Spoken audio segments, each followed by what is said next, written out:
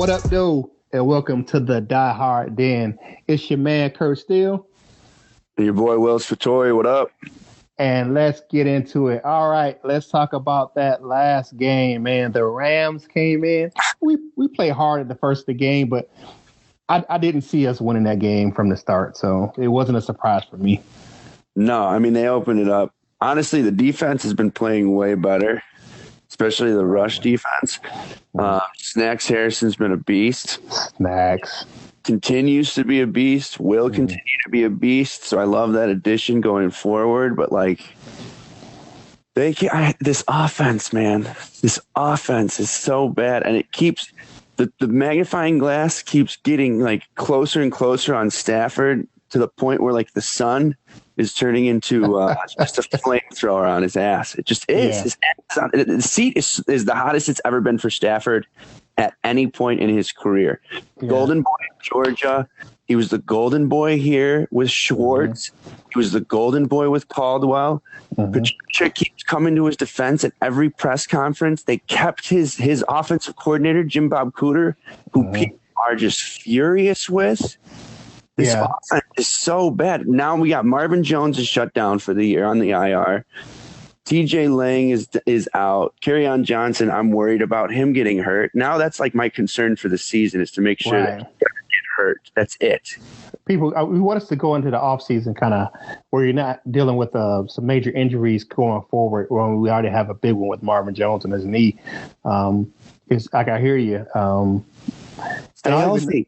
Yeah, I don't even know why we activated the return guy. We activated him off of IR. I'm like Agnew. Why? Go sit down. Are we risking him? Yeah, go sit down. Do you need a Gatorade or something? What do you need? Yeah. Take it off, my man. Wait for next year. Pass out towels, brother. I just don't want to see anybody get hurt. I mean, looking at that game, difference of optimism. Yeah, if Kerryon Johnson gets injured. Just think about that going into next year, because then you got that whole rehab. I hate when guys get injured at this. If they get injured weeks 1 through 6, I'll say enough time for them to fully rehab and then have enough time to enter training camp and enter the season at 100%. If you do it now, though, you're kind of by week 1 or 2, you're not 100%. And depending on how the team works, they might need you to go at that point. I'd rather have a guy at 100%. Because you're in jeopardy if you get hurt at this time of the year. You're probably going to miss your off-season workouts, your OTAs. You're going to miss the mini camps because you can't really do anything.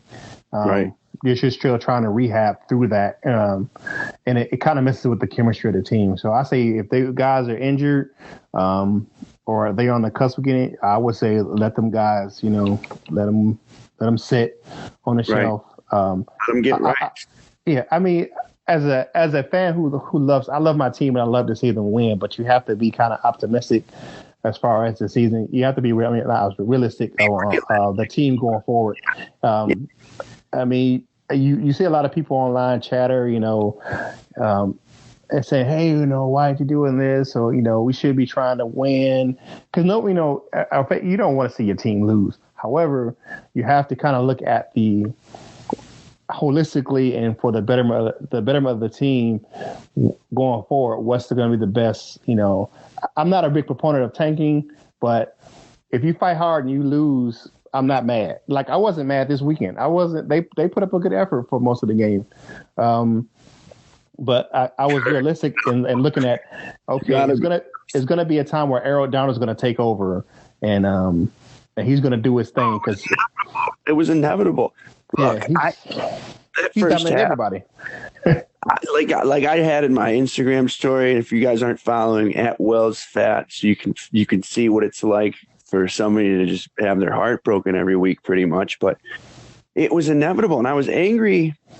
Why are you now? And this goes back to we were talking earlier on in the week of the games we've won against teams that are good. We've beaten 2 MVPs in Rodgers and Tom Brady. I'm convinced the Patriots threw that game, by the way. Yeah, I'm convinced they threw that game. This is a conspiracy theory now. I got JFK's assassination, moon landing, and then that Patriots-Lions Sunday night football game. Yeah. Everybody did that. But you got 3 MVPs because you're forgetting one. You're forgetting Cam Newton. Cam Newton was an MVP as well. So we get 3 MVPs this season. It's so live. It's so typical. And then now that we're out of the playoffs, Kurt, don't you see? Of course, we're going to play like the most impressive team close in the first half. Patricia, to his credit, you know what a lot of NFL defensive coordinators are doing? They're like, thank you. You may have given us an insight on how to maybe slow down the offense in the first half. Yeah. They did a great job. They did a great job with a roster that you and I talk about is like not terrible, but I'd call it average. I'd call it average. It's just average. Yeah, we don't have a lot of playmakers on offense. I mean, of course, we're missing Marvin Jones, our down the field threat, because I think that all the teams now are you don't have like T.J. Jones and what's the new guy Ellington. Those guys don't have a lot of separation. They have to run like. There's a reason why we haven't heard guys' names. There's a reason why. Good, you play in the NFL, and like. Unfortunately, we saw that with like Reuben Foster being signed by the Redskins. I get it. He's such a good player. He's a phenomenal player. And what's more so is it's amplified like doubly, maybe even more so, is just the Kareem Hunt footage of him on camera. Oh, my God. That was horrible. I kept telling people when Reuben Foster was a free agent, I was like, we're not going to go after that guy because front office has made enough public statements, and I agree with it. There's too much, like the blowback for it. Like as shitty as it is for Kaepernick, whoever makes like he should be playing for the Redskins. Case in point, based off of what they're trotting out there. Yeah, and that whole thing with Kaepernick is a whole different subject for me. But the thing with like Foster and Hunt, those guys have character issues. You know what I'm saying? Like seriously character issues. And I don't want those guys in a line. Did you see Kareem's interview? Well, yes, with Lisa Salters. Yeah, and Foster. So now you have all these people. It's like how the tobacco companies would fund some of their own research on how like tobacco actually isn't that bad for you, right? Yeah. You have these like guys after the fact coming out kind of for the defense. It's like, it's irresponsible. I can't condone it whatsoever. But and then you have that like pause, like, but it was the same girl from before. It's like, what are you talking about, dude? Why are you trying to defend this guy right now? Yeah, like when I saw that, like I'm arguing with the guy on Facebook, and I'm like, dude, that guy, when I saw that dude kick that woman like you kick a dog or something like that, I don't want that guy on my team, man. No, get him out of here. Yeah, I don't want that guy on my team. Think that's gonna happen again? You really don't think it's gonna happen again? Even from that standpoint, okay? And this is what I told people who were like thinking it from that perspective, like a POS perspective. I don't care. I don't care. It's like he won't do it again. It's like, really? You really think that that's not going to happen again? Yeah. I mean, it's just, as talented as he is, his career is pretty much over. I don't think he'll ever play. I don't think he'll even play in the CFL. I mean, just to be honest. You know what I think is going to end up happening? What's that? It's a totally kind of different scenario, but not really. Mm-hmm. He's going to enter this offseason like 100% healthy. He didn't have an injury or whatsoever. We just saw Le'Veon Bell sit out, obviously for different reason for contract. Mm-hmm. But if he lays low, if he just goes to counseling, which I'm sure everybody in his camp is telling him he's going to do, that's what he said in that interview. His interview was like absurd. If you caught that, it's like horrible. Yeah, I caught it. It was he wasn't very. Yeah, he had no remorse whatsoever. He needs to have a branding coach. He doesn't have. You can tell the people. He doesn't have people around him that market him well. I'm sure he'll get one now with his agent because he was one of the best running backs. I mean, that offense is sick, but he was one of the best running backs in the league. So what I think he'll sit out a whole year. He'll go his counseling and stuff. Like you said, he'll get a branding coach. He'll rebrand himself. And there'll be a team who's desperate. You know that. That's always going to be the case. Greg Hardy, to me, what happened with Greg Hardy was the most ridiculous thing, and is way worse. Yeah, definitely. They're all terrible in their own respect, but like choke slamming a woman onto a couch of assault rifles and you played that year. I don't know why I'm laughing. He played that. It's horrible. It's horrible. All right. Well, we're shifting back to the Lions. What is your feeling going forward for the next rest of the season? We talked offline. They have a legitimate chance to go 8-8 with the schedule they got coming up. But do that. And you know what? I'm afraid that it's going. I'm telling you, because by the last week of the season, Aaron Rodgers is going to be sitting down, and for some reason, Stafford's still going to be playing. And I'm telling you, if they go 8-8, there needs to be like a citywide like march down Ford Field, like honestly, and just like standing outside of Ford Field and just like demanding for people's resignation. Honestly, why are you winning games now, you guys? Yeah, why are you choosing to win games now? Yeah, they have a chance at 8-8. They have to play Buffalo still. Hey, I like Josh Allen the way he's looked. Yeah. I mean, it's kind of like broken plays. He's just like such a big body. He's a way more mobile, big Ben Roethlisberger. Yeah. I mean, you got Buffalo. You got who? You got Green Bay, Arizona. Green Bay last game of the year. You think Rodgers is going to be playing? They just fired their coach. The season is done. They're done. They're tanking to try to get him some help. Yeah. So that could be another one of those wins, or like when I was in Green Bay, Ziggy on 3-sack game against Brett Hundley. That's cool, my man. Do that against good guys, please. Yeah. I mean, it's just going to be the rest of the season is just looking. It's just looking where I'm looking at it like something's telling me they're going to win out. I don't know. I mean, I think the only loss they're going to have is Minnesota's got to come into Ford Field, correct? Yeah, and they'll probably need that win to get into the playoffs. That's a loss for sure. That's a loss for sure. But I think we're going to be probably 7-9. I'm looking at something like that where it's going to push us to that bottom of the bottom half of the first. The bottom of the first half of the first round. Perfect. So we're looking at 10, 11, something like that. Typical. Yeah, of course. There's no way Patricia was going to be fired this year anyway. You know, Jim Bob Cooter is going to be let go at the end of the season. The only reason to make another change is because he came out publicly and said we're not making any more coaching changes after they fired the special teams coordinator. I think, to me, this is just me, like, I think that where I know that the defensive coordinator was Pasquarelli.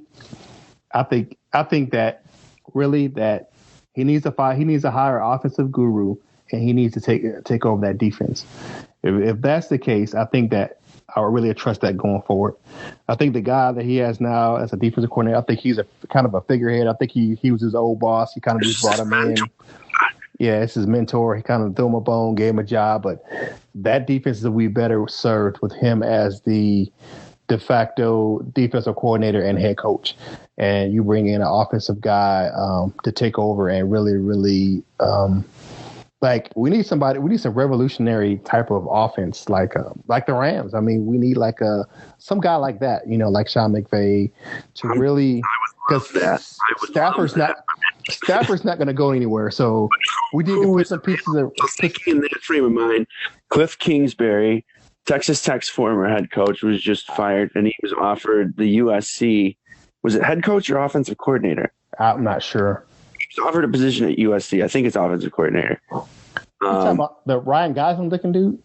Yeah, I mean, he was. So everybody's like, he's Mahomes' coach, which is true. And then he was also the offensive coordinator in Oklahoma. Basically, he's one of the first branches on this like air raid, pass crazy offensive scheme that everybody's running now. Mm-hmm. Imagine him working. So USC actually told him they wanted an answer by like the end of this week. Right. Because he still hasn't accepted the position because there's a lot of interest from NFL teams. Could you imagine that guy with Aaron Rodgers? Tom Brady, or this might just be a rumor, but Tom Brady was like, if Aaron Rodgers ran the offense we ran, he would throw for like 6,000 yards a year. Josh McDaniels is apparently interested in the Packers head coach position. That could be a nice, interesting. I mean, not as a Lions fan, that would be good for us, but no. He would shred us up. It's really, we'll see what happens. But Lions with Stafford may still be enticing for people. I'm a big believer at this point that he needs a change of scenery to be good. Yeah. Now, I think it's not like he's bad. I don't think he's ever going to be really bad for us. But at this point, it's just like, it's not going to happen here. It just doesn't seem like it's going to happen here. It's been a decade.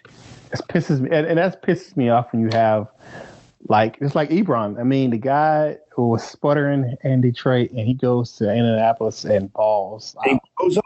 He blows up, and that happens. That's just I ain't gonna lie to you. I have him on both my fantasy teams, and he is racking me up some points. He's blowing up. Here's like another problem I have with it is like he still has drops in Indianapolis. It's not like he's taking rid of that. They just have figured out a way to utilize him in their scheme and feeding him the ball. I don't know if that's Matt not having confidence in him or him just dropping more than he definitely dropped more balls here than he did there, but still. Yeah. That's like But the issue is, and if we're looking at Ebron, we have to get something back in return for Stafford. Yeah. I'm not about to let this guy who definitely, he's going to leave and he's going to blow up. He's going to blow up. He has all of the arm strength. He can make every throw from every angle. He's enough to be like extending plays. He will blow up in the right scenario. You know what pissed the scenario that will really piss me off the most is if he went home and so for some reason we let him go home to Dallas and he wins the Super Bowl and oh my gosh, I've been saying that was going to happen forever. That's why I'm kind of bummed that Dak Prescott's playing. They're going to extend Dak, so that's not going to happen anymore. Yeah. But that was I kept saying that. I was like, trade him. That's my nightmare scenario. Especially after Amari Cooper was traded for like a first-round pick. I was like, I bet you Jerry Jones would sell the farm for this guy. A local boy who is a stud. I mean, he's got his arm talent is bananas. 3 people who are better than him in the league. It's like Rodgers. Yeah. I mean, talking in arm strength, I would go Rodgers, Mahomes, and then I've been watching so much golf. I'm like in love with him too. But but I don't know if he has the arm. He has the just arm talent, not completion percentage and all that stuff. Arm talent. Like he can throw the ball farther than most of the people in the league. He has that sidearm. He has that quick release. He can throw across his body because of it. Mahomes said in an interview when he was in high school, he's like, I used to watch Stafford clips like all the time. Yeah. You're just like a gunslinger. They can make every throw. But I want him to lose. Yeah. Looking at the what do you think, looking ahead to the possible draft next year, I'm thinking this is just me.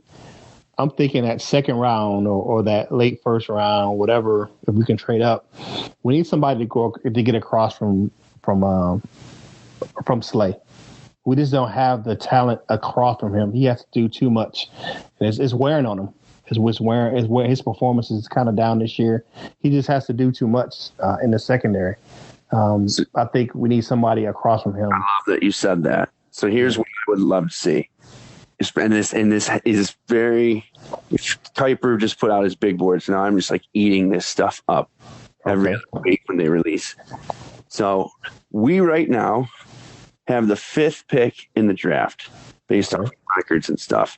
In games, we said we could go 8-8. They're more important because a lot of those teams that are in the mix for those top 5 picks, Buffalo, Arizona, Green Bay will be kind of in that mix too now.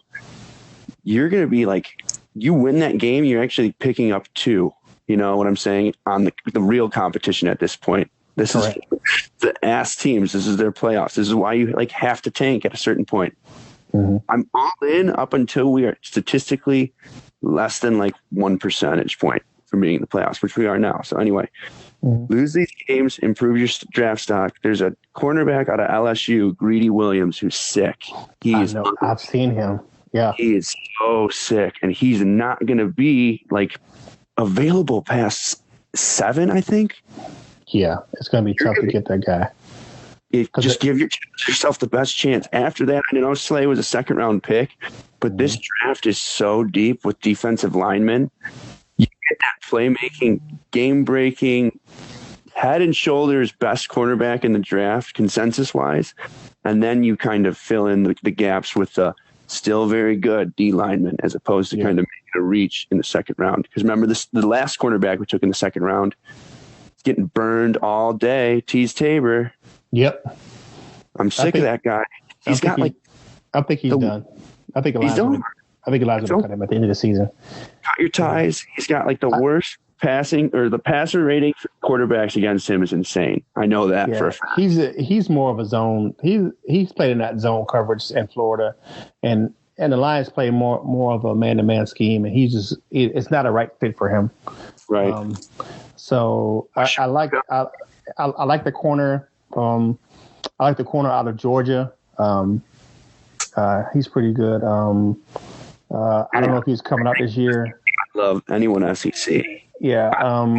Linebacker out of Kentucky is pretty good. Josh Allen, he'd be a nice pass rusher. Yeah. In short, I want defense. Yeah. And we can do something with the in free agency as far as probably another wideout or something.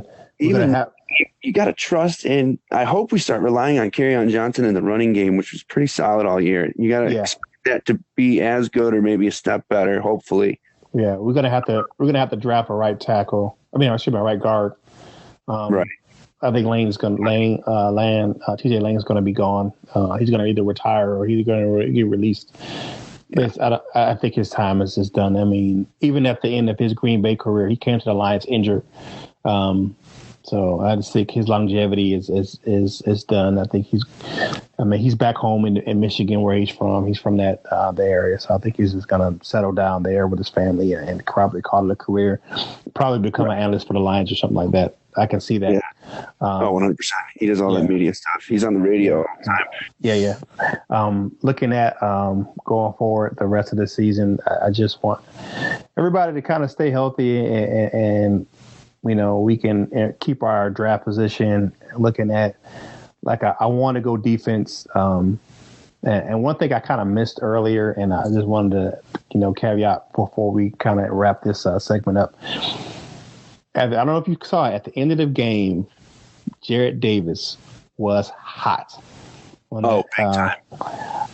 I like the fire. I think that as long as he plays within himself, and he kind of improves his coverage, because he's a tackling machine. If he can play downhill, he's fast from side on the sideline. Right. He's got to improve that coverage skill. I think he got some stuff to work on in the offseason, but he's only a second-year player. Yeah, second-year linebacker. I think he can improve.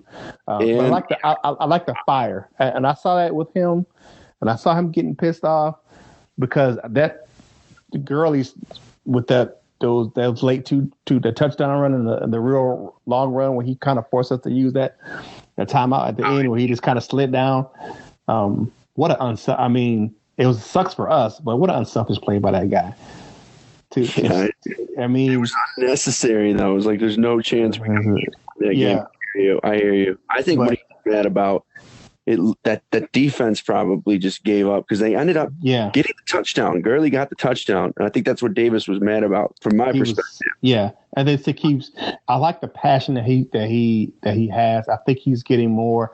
Where you're going to see him more vocal, probably going forward the next season. I know Ashawn and those guys are trying to calm him down, but at one point you just got to let the guy be pissed. I mean, let him be pissed.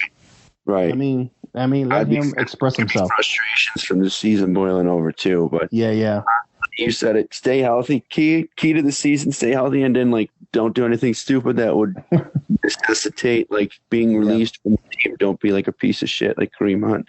Yeah. That was. I only bring that up because Jarrett Davis and Reuben Foster were taken in the same draft, and a lot of people were mad that they didn't take Reuben Foster. And it's like now. Those character issue red flags that came up in the draft are starting to pay dividends. Yep. That's one thing I can say about Quinn and those guys. They might not take the highest talent guys. Let's look at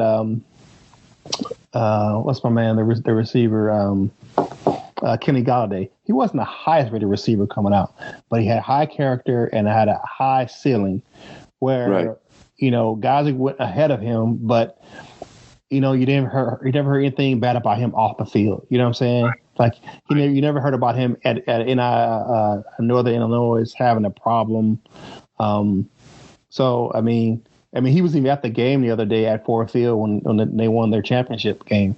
He was celebrating with those guys, but you never heard anything negative about that guy. All I think I see is positive things, giving the mom the Mercedes, and right. and I've only heard positive things about guys like that. Look, Kerryon Johnson. You never heard anything negative about that guy, or Frank Ragnow. How is to you if they can stay on the field? Like, I'm all for it. Just don't be an idiot where you can't play on the field. Yeah, just don't be. Looking at that, we have a special guest coming up in our next segment. I'm really looking forward to it. I hope not to fan out. Will tell you that I'm a big fan of this individual. We have Tori Petry, the multimedia journalist for DetroitLions.com, coming up in our next segment.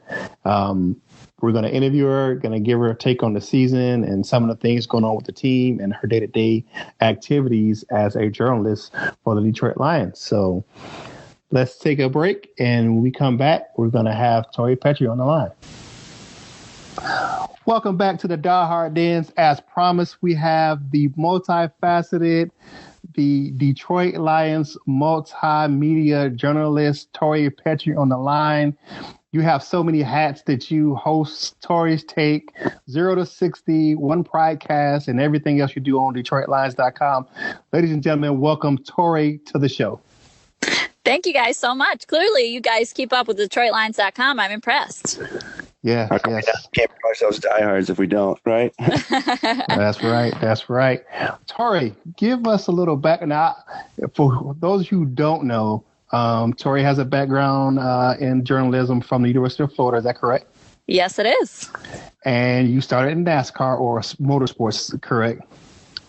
I did. Yeah, I did a lot of motorsports in college. I was wanting to work for a local station in Gainesville where I went to school, and they had an opening as a motorsports reporter, and I grew up on motorsports. My dad is a huge NASCAR fan, so I was like, hey, I know this stuff. I can cover it. And so that's how I started, and I worked out a lot of dirt tracks in college, and I covered Daytona 500s, and so that was kind of what I did outside of the classroom a lot of in college. Very cool. What would you say your favorite event covering that would be? Oh, I mean, it's hard to beat the Daytona 500. It is just so cool. It's kind of the Super Bowl of NASCAR. It's the first event of their season rather than the last one, but It's such a big deal. Daytona is so storied. There's so much history there, and it's just a fun event to be at. It's unreal. Now, yeah, done doing my homework on Tori, and what most people don't know, she spent 2 years, I believe, 2 seasons, as a Detroit Dark Angel playing corner. Is that correct? I did. Yeah. When I moved to Detroit, I started working for the Lions, and I was like, you know what? I really want to be able to know football inside and out. And I think that the best way for me to do that would be to just play it myself. And so I found the Detroit Dark Angels, which is a women's semi-pro league here in Detroit. And I joined them and played with them for 2 seasons, and it was a blast. I loved it. How often were their practices for that? So we'd practice a few times a week, 2 to 3 times a week.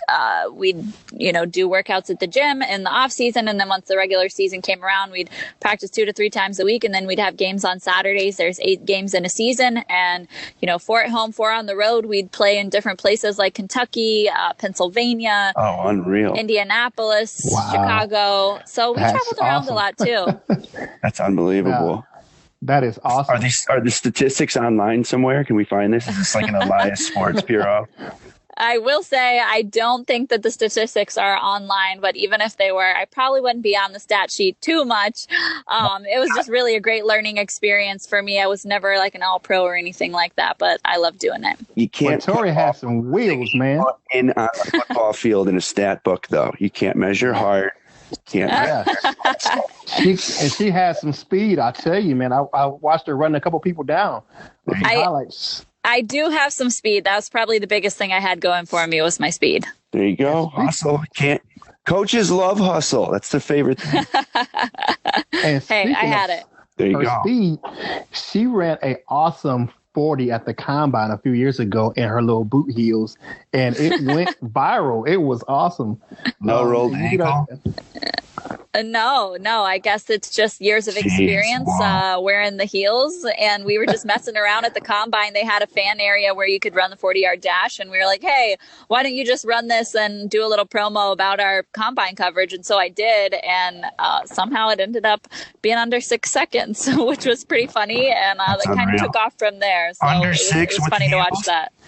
Under 6 in heels. It was awesome. And then she raced the guy on Fox 2. Was that right? I did. Yeah, I did. We did a little segment on Fox 2 after that happened, and that was a good time. He put the heels on too, and we raced. And I watched the segment. It wasn't even close. Well, I will say his heels were higher than mine, so I had a little bit of an advantage. She did. I watched it. Now, let's get into what you do actually. What is a day like for you and or a week like for you at the Detroit Lions facility, being a multimedia journalist?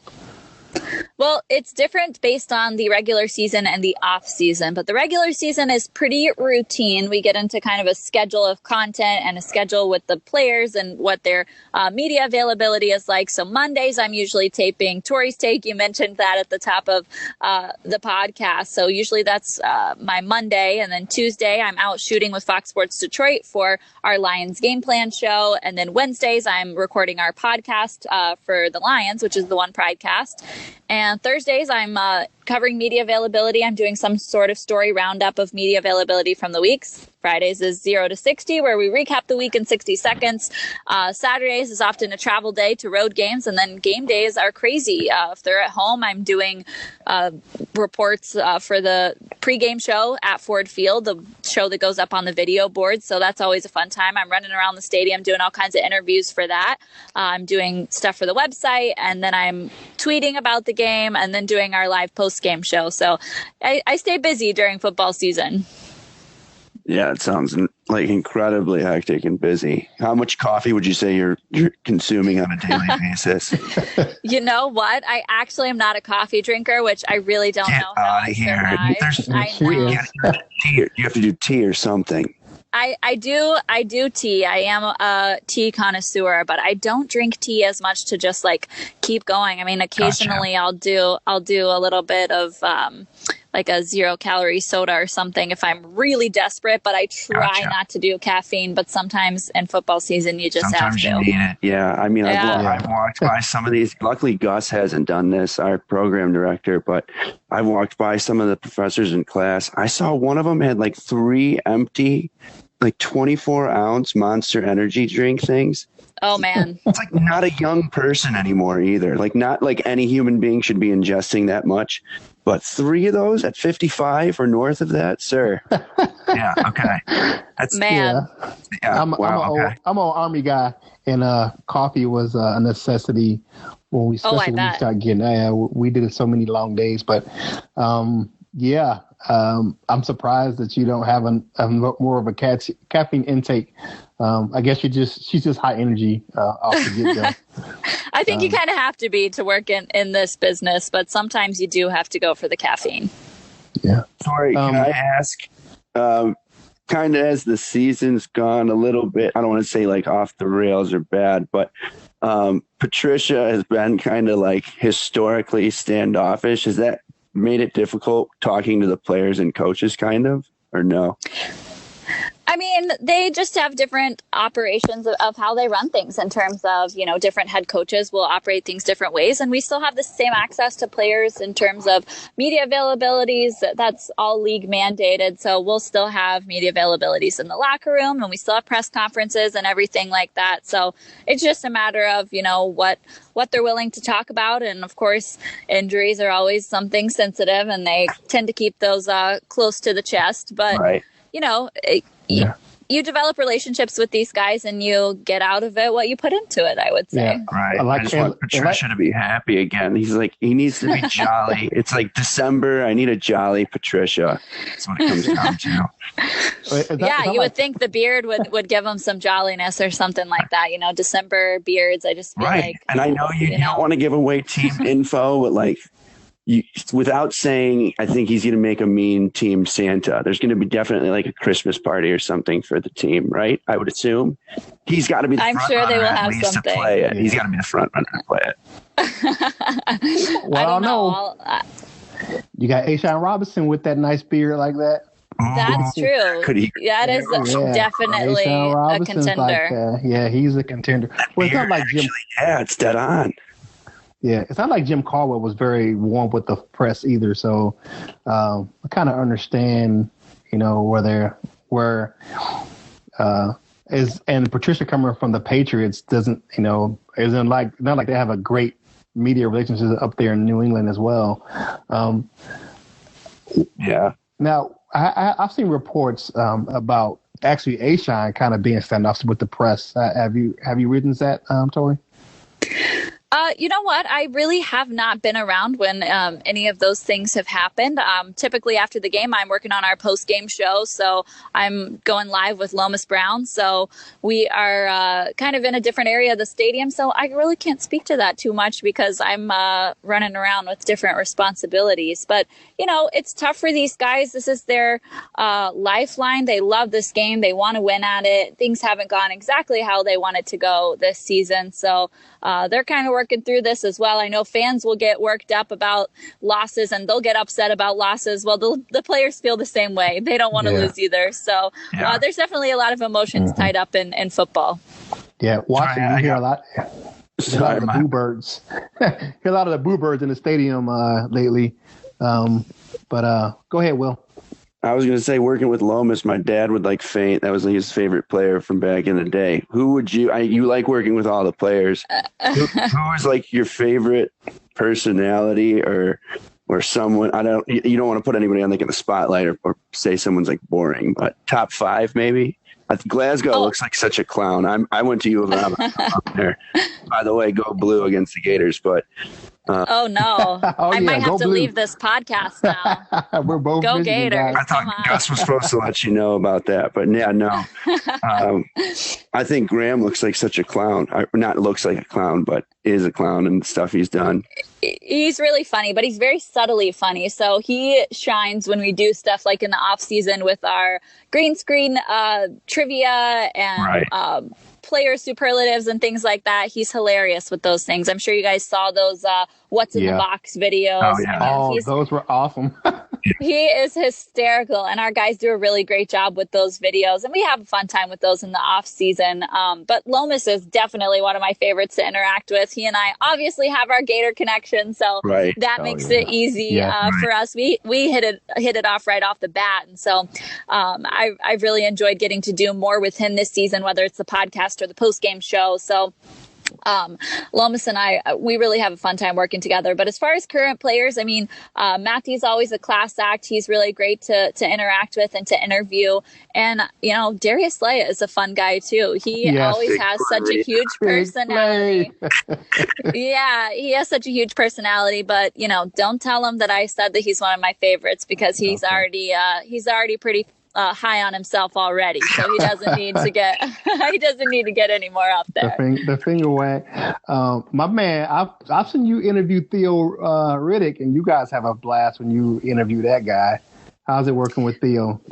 Yeah, Theo's a funny guy too. There are just so many fun personalities in the locker room. Theo is definitely one of them. We did a lot with Theo in terms of when we did our Ask a Lion segment. He would always have a great time with those when fans would send in questions. We aren't doing that segment currently, but in the past he's been fun on that segment. Unreal. I'm so jealous you get to interact with these guys.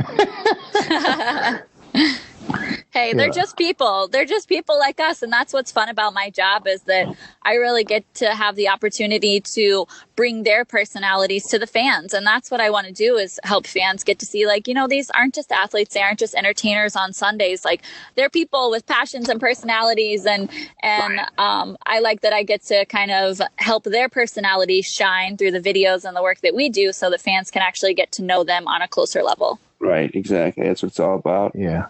Well, you're doing a great job with that. Yeah, she is. Thank you. How was it seeing Sue back in the building on Sunday? It was crazy. I didn't get to say hello to him. I see his sister pretty often still, because she still is around the Detroit area fairly often. But yeah, it was definitely crazy. And when he first started making a couple plays in the game, I couldn't tell if Ford Field was yelling "Sue" like they used to, or "Boo," because they both sound kind of the same from the press box, and it was pretty funny. Yeah, there's a combo. Yeah, I know. Justin Rogers, I interviewed him for the first podcast, and he said he ran into Sue in Portland, and they said that was he was amazed that he recognized him from the team, even though he had been gone for I think 2 seasons by then. Yeah, it's always nice when guys remember you and make personal relationships with you, so that when they go off to other places. And there's been other guys that have come back here and have might not be playing football anymore, but might be Lions alums that have come back since. And it's always good to see them around and know that, they remember you. People like Stephen Tulloch and Jason Jones, who played for the Lions when I first started here, and who were so gracious to me to, kind of take me in as the team reporter when I was still cutting my teeth and figuring things out at the very beginning of my role here. They were so good to me, and to have them still remember me and still be able to say hi when they come back around the Lions is always good. Tulloch, that's a blast. I loved that guy. He had Tulloch was a good guy. Injuries, yeah. He is a really good guy, and he does a lot of good stuff in the community as well. One pride, that's what it's all about. One pride, one family. Yeah. Now, one alum, I know that he's gotten some love from the fans because of his draft announcement was Nate Burleson, and I've heard was really great around the locker room. They said he was going to be destined for media when he left the game. Yeah, unfortunately, I never got to interact with Nate as a player. He was gone before I started here, but I have interacted with him, I think maybe just one time since he's joined the media. But he is one of my favorite NFL broadcast personalities. He's just so down to earth and so real and so passionate about the game and about the guys that he used to play with. And he is very talented as a broadcaster. He just has that personality that's so charming and so easy to listen to. So he definitely is doing very well for himself since his football career has ended. Now let's get into the rest of the season. We're looking at what are we were talking earlier. We're saying that the team, realistically, they're not out of the playoffs yet. But I know a lot of fans, some present company included, want the Lions to go ahead and stay where they are and get a good draft pick. I know that's not the sentiment around the building, but I know there's rumors and rumor mill about tanking or at least staying in the position that they're in. I know the guys in the team want to win, but how about around Metro Detroit? Is there a sentiment going around about that for the rest of the season? Well, like you said, they aren't mathematically eliminated from the playoffs, but the chances of that happening are very slim at this point. But I don't think that there is really any sense, at least inside the building, that is anywhere in anyone's minds. I mean, of course, there will be some fans who have that sentiment, but I really think in NFL franchises, it's very rare that you actually find a franchise who has that mindset. And especially with a first-year head coach, you want to leave off that season on a good note. You want to be able to feel like, okay, we might not have achieved what we wanted to in this season, but we built on it and we got a little bit better as the season went on. And by the end of the season, we were really starting to click. And so when we come back for for the off-season program, we really want to be building off of where we left off. We don't want to be building off of just really no progress and feeling like it was a wasted season. And of course, in a fan's mind, a season where you don't go to the playoffs or you don't advance in the playoffs might be a wasted season to them, but it is not that way inside the building. These players want to be able to buy into Matt Patricia's philosophy and really grasp his system and be able to work together and build off of this year. You know, of course, it did not go how the Lions wanted it to go, but I don't think it does you any benefit to just let the whole thing slip away. You want to continue to improve and build off of things and get to a point where you're like, okay, when we come back in April for the off-season workout program, of course, that just starts in the weight room at first. But when we come back in April, we know where we left off and we know we've got work to do, but we felt like we laid a good foundation. Right. Yeah. It's huge for them to grow into for next year. And I'm fluctuating between wanting the draft pick and then finishing out strong. It's just like, no, I mean, that makes sense. And it's progress going into next year. And I don't know, you want that momentum. So that makes sense. Yeah. I mean, you know, the ultimate thing is that, you know, as fans can say, we want the draft pick or we want to win the rest of the season, but that doesn't really impact how the team feels inside the building. And the team inside the building is going to be trying to win as hard as they can. Right. At the end of the day, when you want improvement incrementally, like through the process of a game and a game plan, that means you're winning like this play or this series, which ends up getting you points or a stop. And if you do that enough, you're winning that game. So, yeah, I guess it is what it is. I trust this regime. It's just, we'll get it next year. We'll be all right. We'll be okay. I mean, that's our mantra in Detroit. Unfortunately, I'm used to it from Michigan too. That's all we say. Harbaugh, we'll get it next year. Yeah, next year. Next year. Next year's some optimism. Yeah. We need it for the city too. But. Yeah, we do. What is your favorite thing to do in Detroit since you're, and I remind you, we're talking to Tori Petry, the multimedia journalist from the DetroitLions.com. And what do you like to do in Detroit? Oh, man, I love Detroit. I, moved here from Florida, so it's very different for me. I never had seasons. I never had winter, anything like that growing up. So moving to Detroit was definitely a different scene for me, but I have grown to absolutely love it. I just love the city and its attitude and its mantras and just, how hardworking it is, but really how it's reviving and how much is going on downtown. Like, I love spending time downtown. There are so many good restaurants, and that is probably what I would say is my favorite thing to do in Detroit is eat, because I am such a foodie and I love new restaurants. I love trying new places. I have like a list of Detroit restaurants and I'm trying to mark off as many of them as I can. And I think I'm up to like around 60 or so in Detroit. I got a question for you on that. I've got a lot to go, but I'm working on it. Have you been to Lafayette and American Coney Island yet? Yeah, I have. So what? Where's your allegiance lie? Oh man, it's tough, but I would say probably Lafayette. Okay. You answered it correctly. That's a good answer. That's the right answer. Does that mean I'm a true Detroiter now? You are. My friends from Grosse Pointe, everybody goes to American from Grosse Pointe, which it baffles me completely. It makes no sense to me. American exists, in my opinion, as like a test. It might be owned by Lafayette for all I know, but you picked the right one. Done. Now, me, I'm a Flintstone, and I'm a Angelo's Coney Island guy down there. So if you ever get down to Flint, I know it's a rough. Angelo's is the best Coney in Flint, and if you ever get down there, that's where to go. Okay, we'll keep that in mind. Thank you for the recommendation. Yeah. So closing out the segment, first of all, again, thank you so much for being on with us. What do you want to say to the fans of the Die Hard podcast?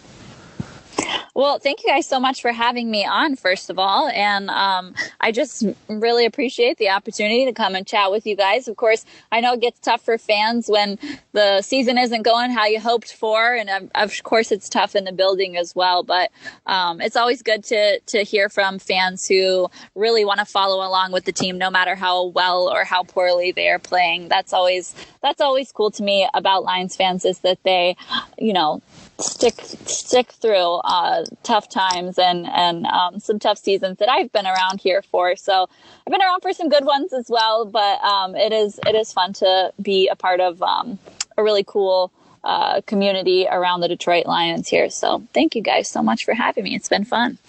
No problem. Thank you. Thank you. Yeah. And ladies and gentlemen, that we have been online with Tori Petry from the DetroitLions.com, the multimedia journalist. And we thank you, and we'll be right back to close out the show. Okay, Tori, thank you so much again. I'm going to edit this part out of the audio, but thank you so much again for coming on our podcast, our little show. I'm getting more and more. I'm posting it on LinkedIn and a couple of other platforms. It's like I said, we got a Google Podcast, Spotify. It's out there. And, I'm going to probably post it on YouTube. This is try to get us more listenership, but I'm going to post this on Facebook. And actually, the group is called the Detroit Lion Diehard Fan Facebook page. So we're gonna get you some followers from that group as well on Twitter. You have a great Twitter presence, and I appreciate you being on the podcast with my man Wills. Yo, my man. I keep stepping on people's toes talking. I'm sorry. Go. Nah, man, it's good, man. That means that we have something to say. Go ahead and.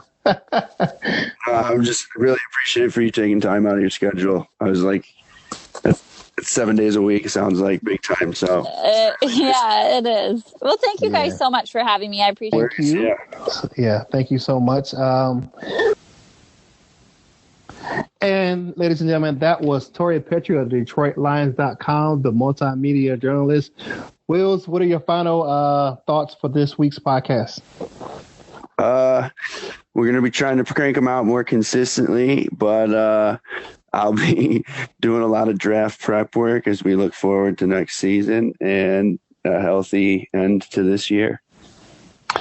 Hey, diehards, listen, you got to stay the course. We're going to be doing some more podcasts coming up. I know we had a long hiatus, but like Will said, we're going to be coming at you more frequently. And we thank you for listening. And as always, one pride, that it's your man, Kurt Steele. And your boy, Wills Fattori. What up? And we're signing out. Peace. Talk.